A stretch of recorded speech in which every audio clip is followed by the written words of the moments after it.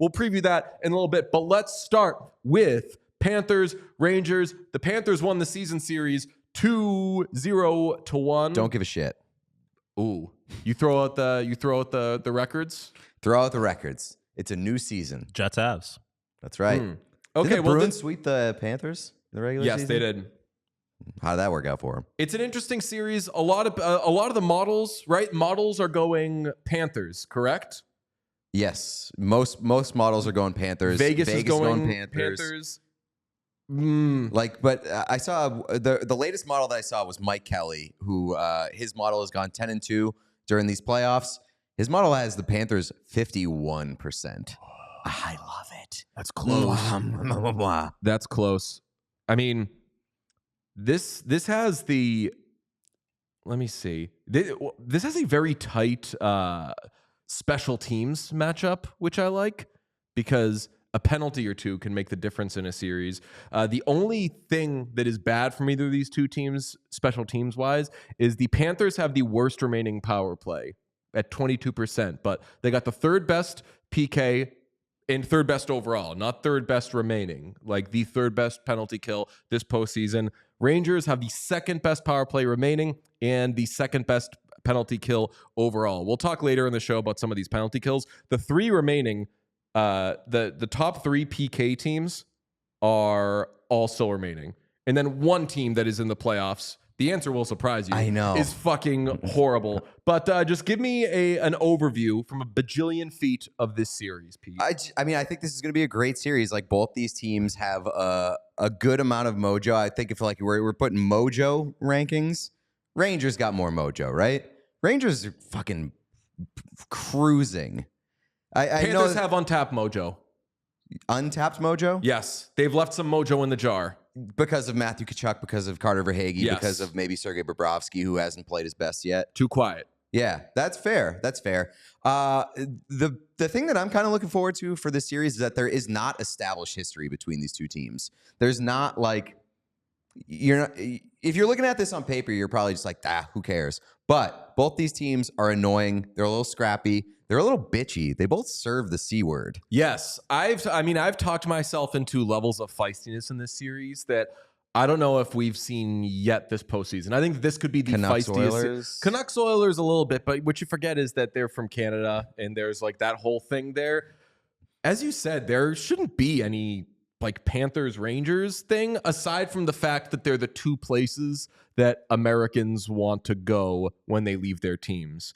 If they like pull a why can't I think of the Harvard kid who if they pull like a Jimmy Vesey, Adam Fox, they want to go, or Adam Fox, like they want to go to the Rangers. Mm-hmm. If they're in say a Calgary and they're like, get me out of this market, I want the exact opposite of it.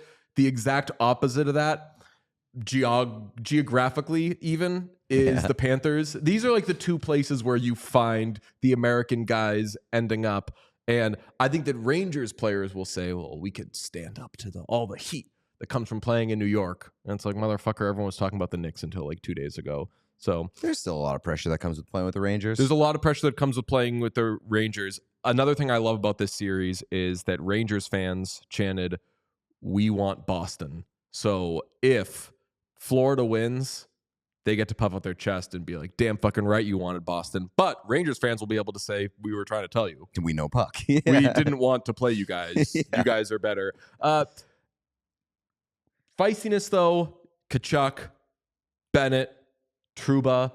I like that. Rempe. I love that letters are worn by the shits in this series. Tkachuk, Trouba. Yeah, but calling Tkachuk a shit is a little unfair. Like, that's like calling Marchand a shit. It's true, but they're also very good players. They're not Carter. Basically, what I'm saying is that Jacob Trouba probably shouldn't have a letter. You're right. That's one of the weirder captains in the NHL. That is an inexplicable captain. You think it's who? Adam Fox? Panarin? Like Zibanejad? Mm.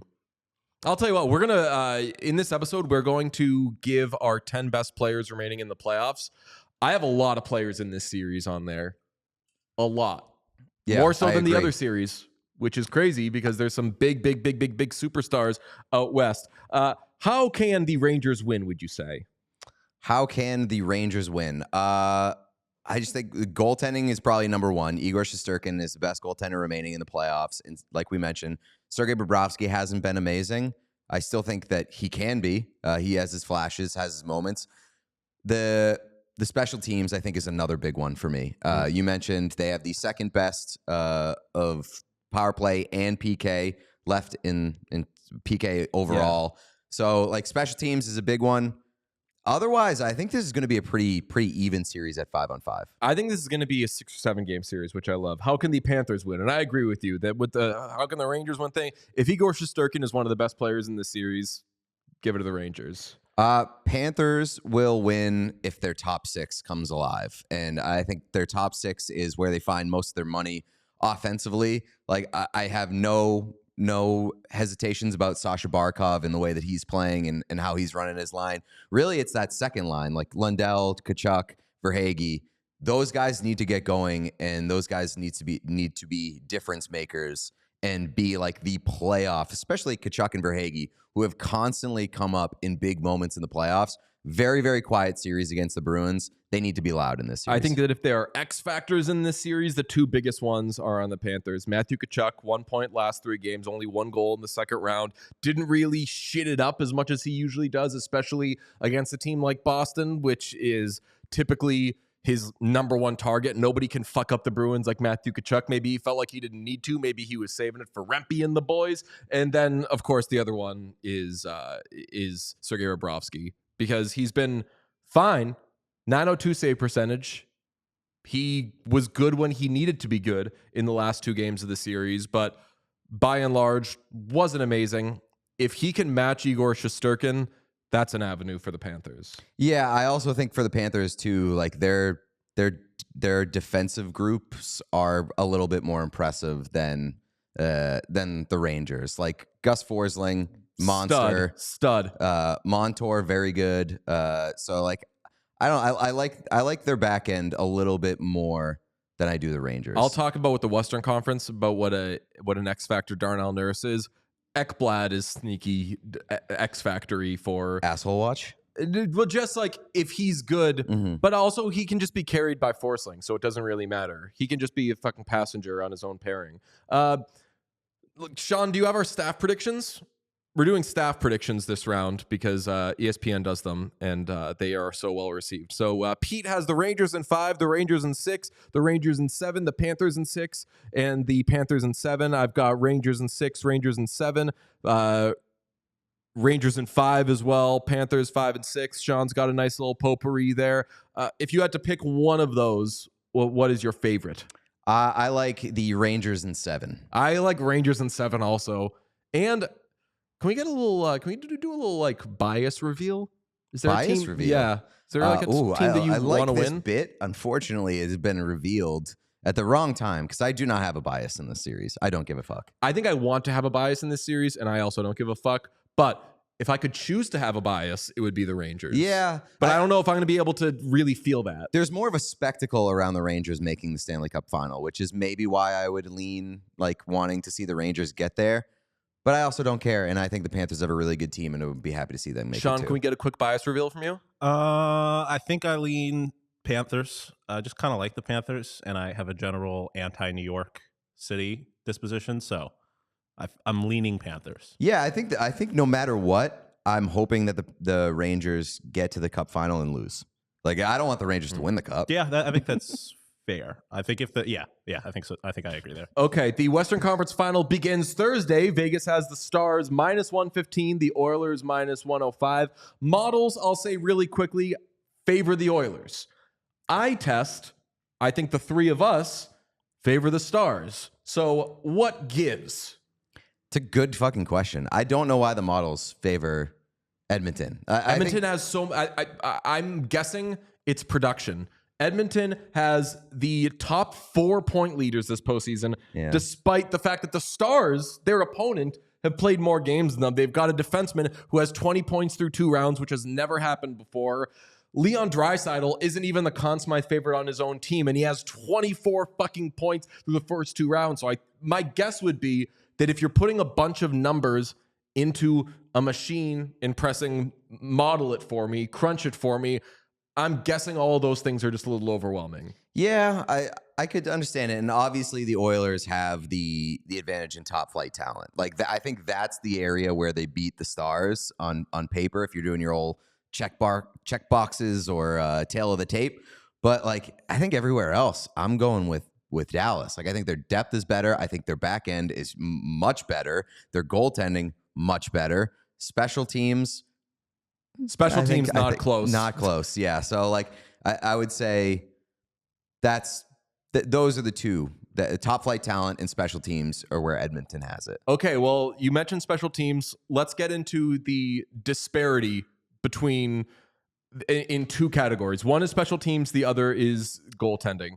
Goaltending, obviously, yes. Stu Skinner has been dog shit this postseason. Really, he was dog shit like from the middle of the second round on, but he's the only of the 4 starters remaining that does not have a .900 save percentage. He did have a .906 save percentage over the last 2 games, though, so maybe a little coming alive watch. What I will say is that there is a significant possibility that this gap that we look at for goaltending is much smaller by the end of the series than what it is now. Strong agree. And I think that takes care of a big X factor category where like if Stu Skinner is just Stu Skinner, which is .905, that's what he was on the whole of the regular season when he had a bad start, a good finish. Not if he's .905, would we be shocked? I don't think so. The Oilers have been better defensively in front of him the last couple of games. As I said, a .906 save percentage in the final 2 games of the Vancouver series.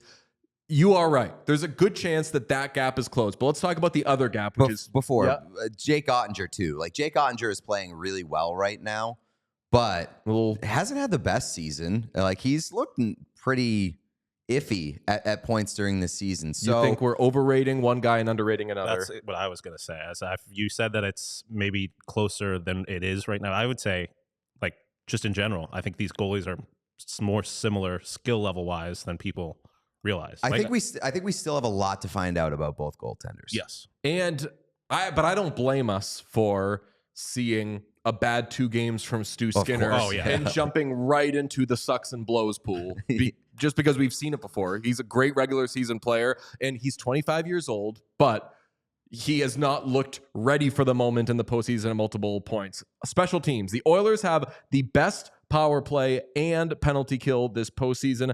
The Stars have the 3rd best remaining power play and by far the worst remaining penalty kill. The other 3 remaining teams are the top 3 teams in penalty kill this postseason. As I said earlier in the Rangers conversation, the Stars overall of all the playoff teams, of which there were 16, the Stars have the 11th best penalty kill. So good luck to them if they're going to try to do that shit against the Oilers. There's going to have to be some Thomas Drance tinfoil hat shit going on where you'll just have to not call penalties against the Oilers because that's like a legitimate avenue to not being closer, but the Oilers winning the series. Mm-hmm. If the Oilers keep up their power play and the Stars keep up their penalty kill, full stop, Oilers will win the series. Yeah, I mean I don't think the Oilers are winning the series. It's a concern if you're Dallas. There aren't many concerns if you're Dallas, but obviously you've got a not so hot penalty kill right now going up against one of the best power plays that we've ever seen exist.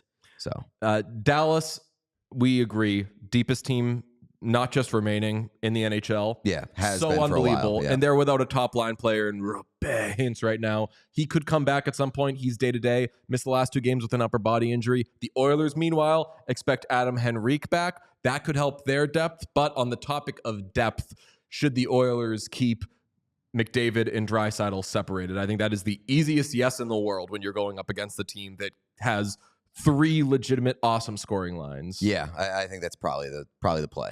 Nuge with McDavid, Kane with Draisaitl. Hope for the best there. Yeah, I think that's the move as well. Quick Rupe Hintz update. As of 18 minutes ago, he was not at Stars practice. So okay. Still not. So maybe also a contract holdout, it looks like could be. Maybe. We don't know. How can the Stars win, Pete? Just by being the Stars. By being the most adult team in the series. I think that's how the Dallas Stars win. When you get this deep in the playoffs, I think very oftentimes the team that makes the fewer amount of mistakes wins the series. And between the Oilers and their defensive deficiencies at points and their goaltending and how shaky it can be, the mistakes that they make on the back end, I think, can run them out of the playoffs. And that's how I see Dallas winning the series. Miro Heiskanen, haven't mentioned him yet. Absolute stud. Dog. They have, I'd say that each team has one really good to great defenseman. Matthias Ekholm has been awesome for the Oilers, and Evan Bouchard is just a kind of different player than what you would call a great defense man. Yeah, but what about when Jamie Benn cross-checks Matthias Ekholm in the head? That is true. That's going to, are they going to finish the job that Vancouver tried to do? Vancouver eventually gave up on that. Weird behavior from them. And then they were like, we'll just focus on getting 3 shots on net. Yeah, they had, Smart. How can the Oilers win? McDavid and Draisaitl just become fucking ungodly, and you get some satisfactory performances elsewhere. Like, I really do think the path for the Oilers, it seems extremely elementary to say, but you have the 2 best players in the world. They need to play like the 2 best players in the world, or 2 of the best players in the world. They need to play like 2 of the best players in the world, and the rest of the guys just need to do their fucking job. I think there are 3 X factors in this series. One of them obviously is Stu Skinner. As I said, the only remaining starter who does not have a .900 save percentage this postseason. Darnell Nurse is a big-time X factor in this series. If Nurse Desharnais, and you heard that right, it's not Nurse Cece. Good job, old Chris. If Nurse Desharnais is a stout second pairing, that's how you fucking counter depth with actual good defense. And the other one we haven't mentioned, a favorite of ours, Joe Pavelski. 3 points the last 2 games. Hey now, look who's waking up. Old grandpa rising from his nap. If Pavelski is Pavelski, and I don't mean vintage Pavelski, I mean regular season Pavelski, then depth can be overwhelming. I like what you said, though, about McDavid and Draisaitl, where we talk about the depth and how much Dallas has. McDavid and Draisaitl are both, well, there's nothing you could do about They're it. depth Players. killers, yeah. There is just like sweet. You're gonna sick a top pairing and a top line against us. It doesn't fucking matter. I'm so good that I could do whatever I want to you guys. It's like when 2 countries are at war, one of them has a nuke and the other one doesn't. Does Cool. the winner of this series win the cup in your estimation? I'm not going to say that. No, I think that I would lean that team that gets through, but I don't think that they necessarily win the cup. No. We all silly like the mayor.